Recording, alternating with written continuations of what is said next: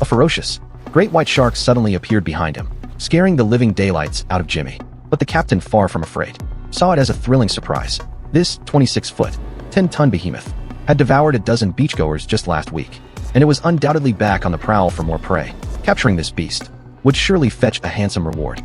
The captain immediately grabbed his ancestral harpoon gun and loaded it with the biggest spear he had, and instructed Curly to tie the end of the rope to a 500-pound buoy.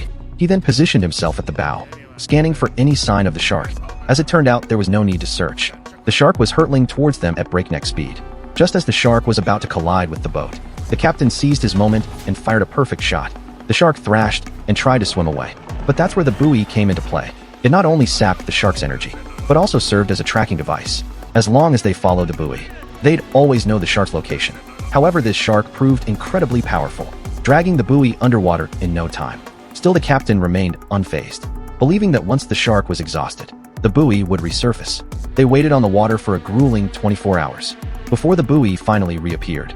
Thinking their plan had succeeded, all they needed to do was haul the buoy back to shore, and the shark would surely reveal itself. But just as they started reeling in the rope, the shark suddenly attacked. Luckily, their quick reflexes saved their lives, but the shark had already bitten through the rope.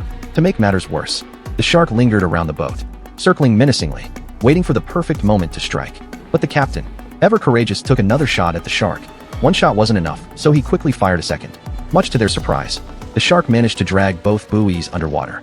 This time, but the buoys quickly resurfaced, indicating that after being shot multiple times, the shark was on its last legs. Had this attempt actually succeeded, having learned from their earlier mishap, they were extra cautious while pulling the buoys back this time. Despite their precautions, however, something still went wrong.